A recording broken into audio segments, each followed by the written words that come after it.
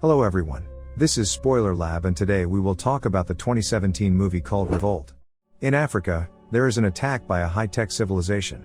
The commando sees how their weapons literally incinerate his comrades. A sudden explosion throws the man back, he falls and loses consciousness. The man wakes up in a cell at the police station. He is wounded and does not understand how he got here. On his arm is a tattoo with a circle and a dash. He touches a piece of wire and all the electrical wiring in the room sparks. Finding an iron bowl and wiping it down, the man cannot recognize himself in the reflection because he has lost his memory. Having found a nail, the commando begins to scratch the bricks with which the window is blocked. Pulling one out, he sees an impenetrable fog in which a fighter flies. The man starts calling for help, but a female voice from a nearby cell tells him to shut up.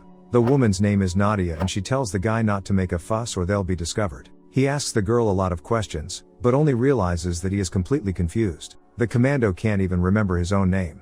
Nadia informs him that she worked as a doctor for 2 years at a local hospital for foreigners. All of a sudden, all the electrical appliances around begin sparking and the woman says that they are approaching. She asks the man if he remembers the intrusion, but the answer is again no. Nadia says that the aliens are not only here, but all over the world. The commando says that he is not going to die here and begins to call for help. Nadia is angry because people in this new world are even more dangerous than robots. She picks up a shard of glass and hides it. Bandits enter the precinct, one of whom first kills a prisoner. The ringleader asks Nadia who locked her up and who she works for. The girl replies that she does not speak this dialect, but it is spoken by a commando. The ringleader says that Nadia will go with him, but the man does not agree. The criminals decide to take the commando as a prisoner and open the cage. He immediately enters into a fight with them and falls out of the window along with one of the bandits. The ringleader is about to attack Nadia, but she hits him with a piece of glass and takes the gun away.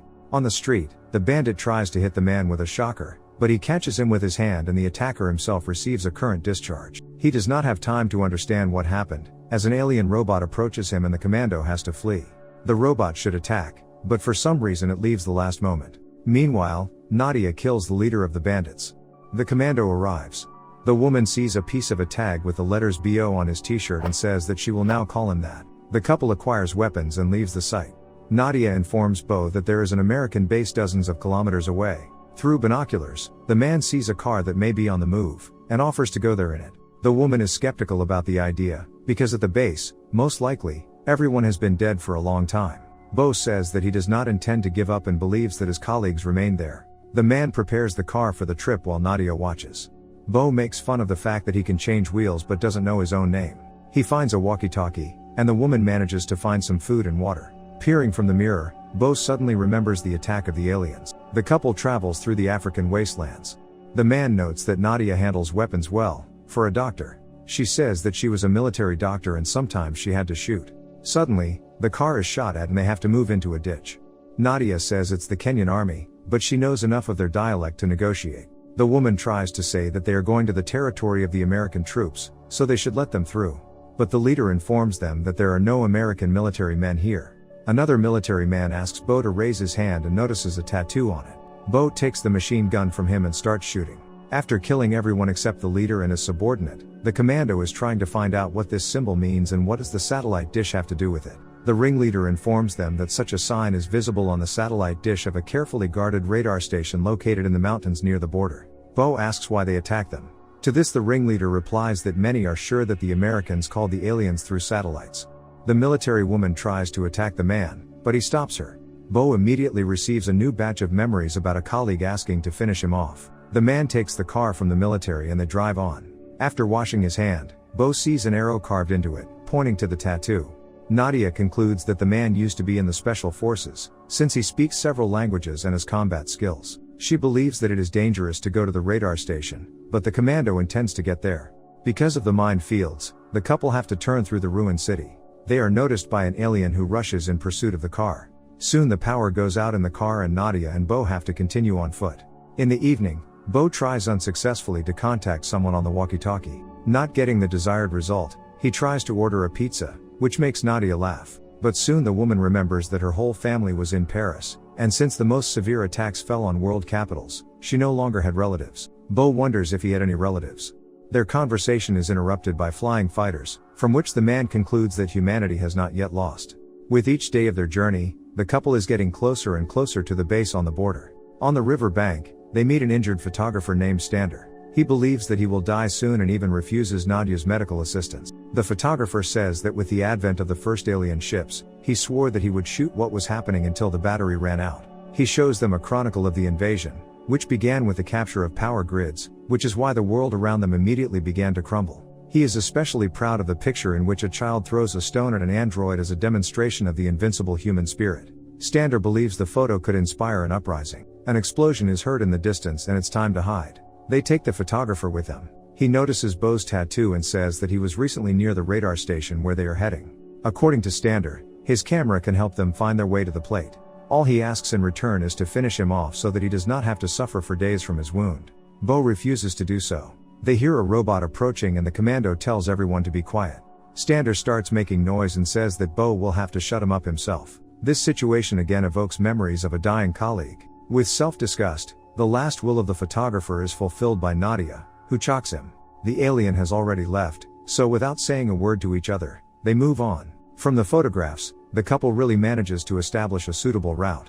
They continue to move towards the border. One evening, Bo is still trying to remember what happened during the alien invasion. Still without understanding anything, he covers the sleeping Nadia. During the next stop along the coordinates from the pictures, the camera battery runs out. The woman is upset, but Bo is sure they are pretty close now.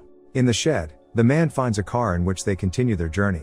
Suddenly, they meet a whole army of alien invaders, who immediately begin to pursue them. Under fire, the couple makes it to an abandoned house. As it's being surrounded, Bo and Nadia take refuge in the basement. The building collapses and Bo hugs Nadia. When everything calms down, they are going to kiss each other, but after a second the roof collapses and an unknown ship takes Nadia. Bo wakes up in the ruins of a house with a cut in his leg from a piece of wood. Using a stick as a support, the man still gets to the radar station. But in its place, he finds only smoldering ruins. The building on which the dish is installed is also on fire. Bo feels desperate. On one of the walls, the commando sees the inscription "Resistance" with an arrow painted with fresh paint. He looks in the direction of the arrow and sees a city over which fighter jets are flying. Having entered the city and sat down near the same mark, Bo begins to wait. He sees a group of people who manage to kill the alien with something. Soon, lighter models approach him, scan the man's face and for some reason leave. This event awakens new memories of what really happened on the day of the invasion. After the fall, Bo got to his feet and even knocked out one of the aliens with a bazooka. Then he met a wounded comrade who asked to be killed. He is sure that the war is lost and no one will come. Bo tells the coworker that to live is to fight, and to fight is to live. He then shoots the man in the head. An unconscious Bo is brought to the rebel camp. A girl named Kara and a guy named Juma visit him. They report that immediately after the attack, doctors set up a camp here to help local residents. Bo tells the couple his travel story and says he intends to free Nadia. Juma tells him that this is impossible, because those who were taken by the ship never return. Kara, on the other hand, wonders why the ship took Nadia and not Bo himself. They bring the man to a military engineer named Roderick. He is just finishing testing a large electromagnetic emitter. The engineer intends to place it under the alien ship and blow it up. He also can't figure out why the ship didn't take Bo. Suddenly, a large number of robots attack the city. Juma believes they tracked them down somehow. This will unlock the final fragment of Bo's memories. After killing a colleague, he tries to fight the robots, but one of them grabs the commando and puts some kind of device in him. Bo carves an arrow on his arm pointing to the tattoo and passes out. He informs the rebels that something was implanted in him and that is why the invaders came to the city. Bo believes that the aliens mark some people to be taken to others. Kara wants to shoot Bo, but he says that since the aliens are after him, he can take them away from here.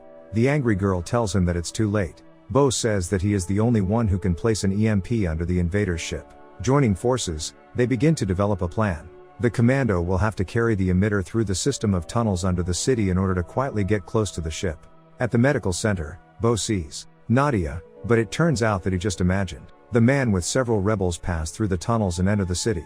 One of the fighters is blown up by a booby trap, which immediately betrays their presence. The squad embarks on another journey under the city, where they are attacked by a robot. Before dying, he manages to injure Kara. Realizing that she can't go any further, she delays the aliens, sacrificing herself. A huge ship flies towards the city while robots gather people into a crowd that it will take away.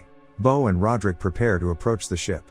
Before that, the commando frees people by blowing up one of the drones with a grenade. Panic sets in and the crowd tries to run back to the underground shelter. The robots kill two of Roderick's partners, who helped him carry the emitter, and Bo rushes to his aid. Meanwhile, the ship is getting closer and closer. With one of the shots, the man is thrown back again. and something breaks on the emitter. The people in the hideout are arming themselves to make their last stand against the invaders. Roderick tries to start the emitter, but the battery does not turn on. To buy some time for the engineer, Bo picks up a rock from the ground and throws it at the robot. The rest of the crowd immediately follows suit. In the underground shelter, fighters also fight robots with improvised means.